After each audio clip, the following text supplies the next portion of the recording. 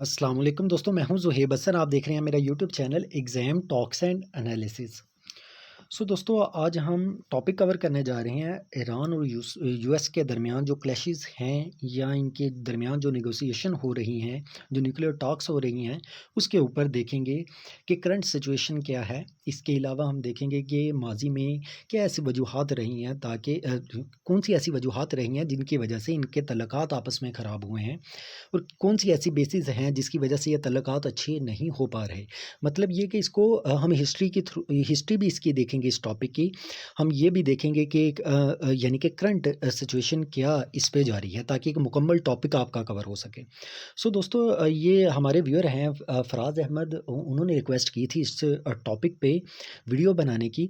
अगर आप भी यानी कि चाहते हैं कि किसी और टॉपिक पर भी कि वीडियो बना के आपके साथ इंफॉर्मेशन शेयर की जाए, तो आप मुझे कमेंट कर सकते हैं, वो टॉपिक अपनी मर्ज़ी का बता सकते हैं। दोस्तों, चलते हैं अपने टॉपिक की तरफ।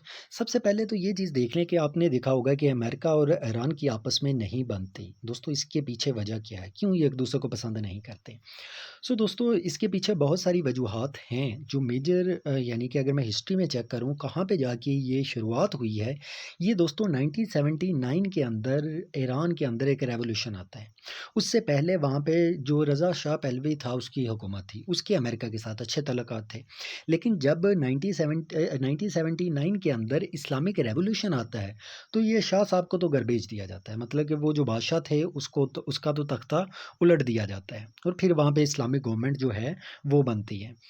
अब दोस्तों, ये जो नए लीडर्स आते हैं, इस्लामिक लीडर्स, इनको यानी कि इनके अमेरिका के साथ अच्छे तल्लुकात नहीं होते, इनका ट्रस्ट अमेरिका पे नहीं रहता, जिसकी वजह से अमेरिका और ईरान के जो तल्लुकात हैं दोस्तों, वो 1979 के बाद से ख़राब होना शुरू हो जाते हैं। दोस्तों, अब ये आप ये कह सकते हैं कि दोनों एक-दूसरे पे ट्रस्ट नहीं करते। हमने ये चीज़ देखी कि 1979 से पहले तल्लुकात बेहतर थे अमेरिका के साथ। उसके बाद जब ईरान के अंदर रेवोल्यूशन आया है, उसके बाद तल्लुकात दोनों के ख़राब होने शुरू हो गए। दोस्तों, ये तो हमने देख लिया हिस्ट्री में कि तल्लुकात कब बेहतर हुए और कब आके ख़राब होना शुरू हो गए हैं। दोस्तों, अब कौन-सी ऐसी वजूहात हैं जिनकी वजह से इन दोनों के तल्लुकात आपस में बेहतर नहीं हो पा रहे? उसके पीछे एक बड़ी वजह ये है कि ईरान न्यूक्लियर वेपन्स बनाना चाहता है और अमेरिका उसे न्यूक्लियर वेपन्स बनाने नहीं देना चाहता। ये वजह है एक इन दोनों के दरमियान तल्लुकात के ख़राब होने की। जिसकी वजह से जब ईरान न्यूक्लियर वेपन्स बनाने की तरफ जाता है, तो अमेरिका उसके ऊपर सैंक्शंस लगा देता है कि वो ऑयल अपना यानी कि सेल ना कर सके, जो गैस है उसे सेल ना कर सके। मतलब ये कि ये जो इकोनॉमिक वॉर है वो अमेरिका वो स्टार्ट कर देता है। हमने देखा कि जो न्यूक्लियर वेपन्स हैं वो एक इम्पोर्टेंट रोल प्ले करते हैं। अब इसको दोस्तों ज़रा डिटेल में देखते हैं। अब होता क्या है कि न्यूक्लियर वेपन्स अगर आप बनाना चाहते हो तो उसके लिए आपको यूरेनियम की ज़रूरत होती है। दोस्तों, यूरेनियम क्या है? ये एक मेटल है। आपको यूरेनियम चाहिए होता है एटम बॉम्ब बनाने के लिए। दोस्तों, ये यूरेनियम जो है ये 2 कामों के लिए यूज़ होता है। एक, आप इससे इलेक्ट्रिसिटी भी बना सकते हो जो कि इसका पीसफुल यूज़ है, और दूसरा ये कि आप इससे न्यूक्लियर बॉम्ब भी बना सकते हो जो कि इसका डेंजरस यूज़ है। दोस्तों, अगर तो आपके पास यूरेनियम की एनरिचमेंट 3 से 5% है तो ये इलेक्ट्रिसिटी के लिए इस्तेमाल होगा। अगर 60% है तो इसका मतलब कि इसकी काफ़ी हद तक आपने इसकी एनरिचमेंट कर लिया है। That is you can say कि अगर स्केल पे आप इसे चेक करो तो आप कहोगे कि दैट इज़ वेरी स्ट्रॉन्ग, कि काफ़ी ज़्यादा एनरिचमेंट आपने कर लिया और आप नियर टू एटॉमिक बॉम्ब बनाने के करीब हो गए हो। लेकिन अगर आपने 90% यूरेनियम अचीव कर लिया, इसकी एनरिचमेंट इतनी कर ली, तो इसका मतलब ये कि अब आप एटम बॉम्ब बनाने के यानी कि काबिल हो गए हो।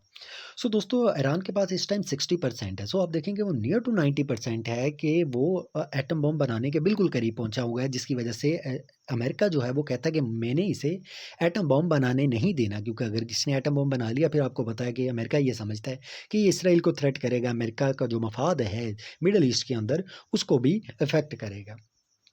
दोस्तों, अब ईरान का क्या मौक़िफ़ है? ईरान ये कहता है कि हम ये जो यानी कि यूरेनियम की एनरिचमेंट कर रहे हैं, हम ये सिर्फ़ इस वजह से कर रहे हैं क्योंकि हमें यानी कि न्यूक्लियर एनर्जी बनानी है, क्योंकि आपको पता है कि ये इससे हम न्यूक्लियर एनर्जी भी प्रोड्यूस करते हैं। सो ईरान तो इस चीज़ को मानता ही नहीं है कि हम एटम बम बनाना चाहते हैं। वो तो इस चीज़ को छुप के लगा हो वो अलग बात है, लेकिन ओपनली डिक्लेयर नहीं कर रहा कि मैं एटम बम बनाना चाहता हूँ। वो कहते हैं कि हमने सिर्फ़ न्यूक्लियर यानी कि एनर्जी यानी कि इलेक्ट्रिसिटी के लिए हमने सिर्फ़ इस्तेमाल करनी है। लेकिन अमेरिका ये कहता है कि वो खौफ़ज़दा है कि अमेरिका कि ईरान जो है वो अपनी यूरेनियम की एनरिचमेंट बढ़ा रहा है, क्योंकि वो एटॉमिक बम बनाना चाहता है। सो दोस्तों ये दोनों के दरमियान इख्तलाफ़ात हैं। सो दोस्तों अब हमने देख लिया कि पहले हमने देखा कि दोनों के तल्लुकात अच्छे नहीं थे, फिर हमने पहले अच्छे थे 1979 के बाद अच्छे नहीं हुए, फिर क्राइसिस की वजह क्या बनी, न्यूक्लियर वेपन्स बने। फिर दोस्तों अब ये न्यूक्लियर वेपन्स ईरान खुल के यानी कि आप ही नहीं रहा था कि वो एटम बम बनाना चाहता है और अमेरिका बनाने भी नहीं देना चाहता था।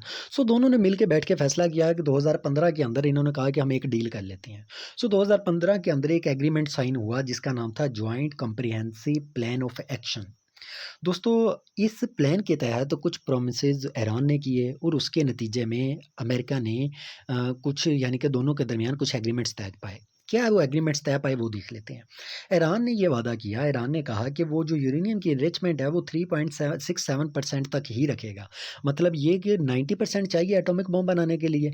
वो कहता कि हम वहाँ तक जाएंगे ही नहीं, हम जस्ट 3% के करीब ही रहेंगे ताकि हम सिर्फ अपनी इलेक्ट्रिसिटी हासिल कर सकें। ईरान ने कहा कि वो न्यूक्लियर मटेरियल को रिड्यूस करेगा, मतलब एटॉमिक बॉम्ब की तरफ नहीं जाएगा। और इसके अलावा ईरान ने ये भी प्रॉमिस किया कि वो इंटरनेशनल एटॉमिक एनर्जी एजेंसी जो है उसको अलाउ करेगा कि वो हमारे मुल्क के अंदर आके जिस तरह से मर्जी चेक कर सके कि हम यूरेनियम बना रहे हैं या नहीं। मतलब ये कि उसको इंस्पेक्शन की इजाज़त दे दी कि इस अदारे को कहा कि आप जब आपका दिल चाहे आप आएँ ईरान के अंदर चेक करें कि हम वाकई ही यूरेनियम की एनरिचमेंट नहीं कर रहे हैं, मतलब हम एटॉमिक बॉम्ब की तरफ नहीं जा रहे।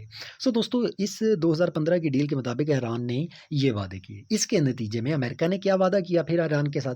अमेरिका ने कहा कि हमने जो इकोनॉमिक सैंक्शंस लगाई हुई थी आप पे, वो हम रिमूव कर देंगे। हम ईरान अब यानी कि ईज़िली अपना जो ऑयल है वो सेल कर सकेगा, जिससे ईरान की इकोनॉमी इम्प्रूव हो जाएगी। सो दोस्तों राइटर ये कहता है कि आप देखें कि ईरान जो था उसने भी कुछ वायदे किए इस डील के मुताबिक, हम एटम बम की तरफ नहीं जाएँगे, और अमेरिका ने भी फिर वादे किए कि अगर आप नहीं जाएँगे तो हम आप पे इकोनॉमिक सैंक्शंस रिमूव कर देंगे। सैंक्शंस क्या लगाई हुई थी कि ईरान अपना जो तेल है वो ईज़िली सेल नहीं कर सकता। आप देखें पाकिस्तान का भी ईरान के साथ माहिदा हुआ है कि हमने गैस वहाँ से लेनी है, लेकिन हम ले नहीं पा रहे क्योंकि ईरान पे सैंक्शंस लगाई हुई हैं। सो आप देखें कि उसको इकोनॉमिक यानी कि सैंक्शंस उस पे लगी हुई हैं जिसकी वजह से उसकी जो इकोनॉमी है वो स्टेबलाइज़ नहीं हो पा रही। सो दोस्तों अमेरिका ने उसे कहा था कि अगर आप एटॉमिक बॉम्ब की तरफ नहीं जाते तो फिर हम आपके यानी कि इकोनॉमिक सैंक्शंस हैं वो रिमूव कर देंगे। सो दोस्तों ये डील तय हो गई, लेकिन ये डील ज़्यादा देर तक चली नहीं। 2018 के अंदर जो डोनाल्ड ट्रंप थे यूएस के प्रेसिडेंट, उन्होंने इस डील को ख़त्म कर दिया। उन्होंने कहा कि ये डील भई मैं इस चीज़ से मुतमिन नहीं हूँ, ये स्ट्रॉन्ग नहीं है। इसके बाद उन्होंने अमेरिका ने दोबारा से ईरान के ऊपर सैंक्शंस लगा दिए, जिससे ईरान के साथ दोबारा से तल्लुकात ख़राब हो गए। सो ईरान पे जब सैंक्शंस लगाए तो ईरान पहले तो 3% पे यूरेनियम की एनरिचमेंट पे उसने माहिदा किया हुआ था। अब वो इससे पीछे हट गया, उसने अपनी एनरिचमेंट बढ़ानी शुरू कर दी, ये 60% तक ले गया। सो अब यूरेनियम देखें 60% तक ले गया, 90% पे जाके एटम बम बन जाना है। सो जिसकी वजह से जब इतनी ज़्यादा यूरेनियम की प्रोडक्शन होने लगी तो जो दुनिया थी दोस्तों वो तो दोबारा खतरे में चलेगी, परेशान होने लगी। अब दोस्तों आप देखें कि जिसके बाद अब दोबारा से ईरान और अमेरिका के दरमियान नेगोशिएशन 2025-26 में जारी है ताकि इस दोबारा से कोई डील की जा सके। अब दोस्तों ये जो टॉक्स हो रही हैं ये इम्पोर्टेंट क्यों हैं? ये इम्पोर्टेंट एक तो इस वजह से है क्योंकि ख़तरा है कि कहीं ईरान जो है 90% तक यानी कि अपनी एनरिचमेंट ले ना जाए यूरेनियम की, और जो न्यूक्लियर वेपन्स है वो बना ना ले।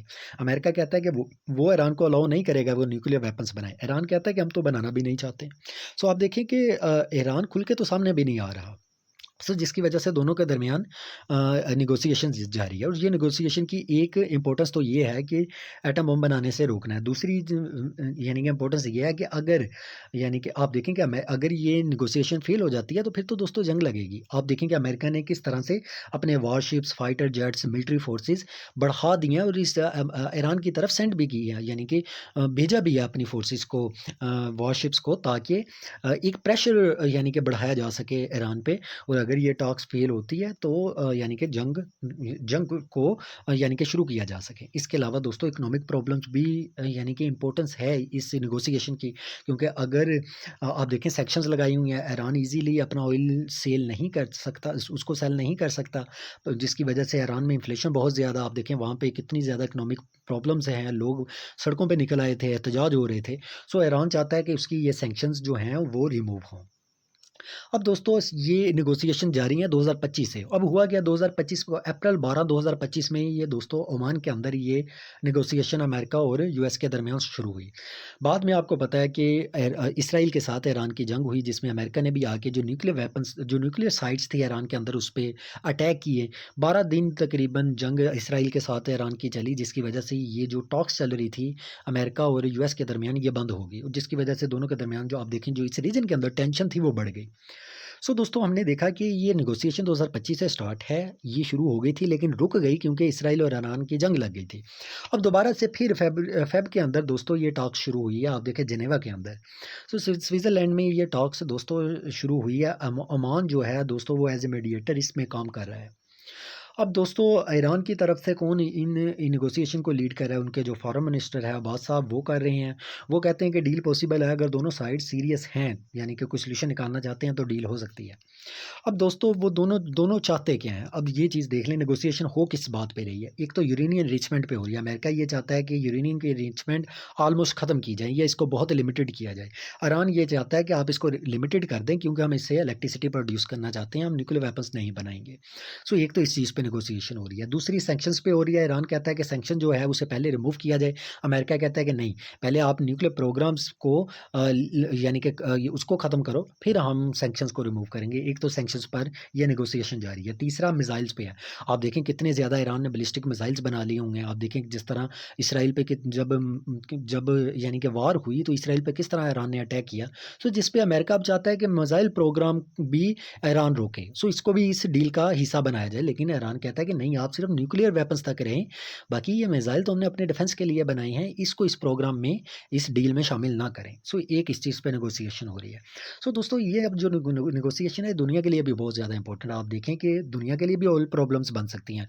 ईरान से आप देखें कि उस वो यानी कि समुद्र के साथ उसकी बाउंड्री लगती है, वहाँ से बहुत ज़्यादा आप देखें ऑयल शिप्स गुजरते हैं। तो अगर उन्होंने वो एरिया बंद कर दिया तो आप देखें कि वहाँ पर फिर जो ऑयल की सप्लाई है वो बंद हो जाएगी, ट्रेड जो है वो रुक जाएगी, जिसकी वजह से दुनिया में इन्फ्लेशन आ जाएगा। सो एक इस वजह से ये दुनिया के लिए इंपॉर्टेंट है। दूसरा है ये न्यूक्लियर डेंजर का भी यानी कि खतरा है। अगर ईरान ने न्यूक्लियर वेपन्स बना लिए तो मिडल ईस्ट में और भी कंट्रीज़ कोशिश करेंगे न्यूक्लियर वेपन्स बनाने के लिए। सो जिसकी वजह से आर्म रेस लग जाएगी। सो अगर ये डील सक्सेसफुल हो जाती है तो वॉर के चांसेस भी कम हो जाएँगे और रीजन में मोर स्टेबिलिटी आएगी, जो कि दुनिया के लिए इंपॉर्टेंट है। सो दोस्तों हमने ये चीज़ देख ली कि अब क्या नेगोशिएशन चल रही है, दुनिया के लिए क्या इंपॉर्टेंस है। अब हम देख लेते हैं कि अगर इसको मैं थोड़ा-सा समराइज़ करूँ कि क्या सिचुएशन है अब रिसेंटली।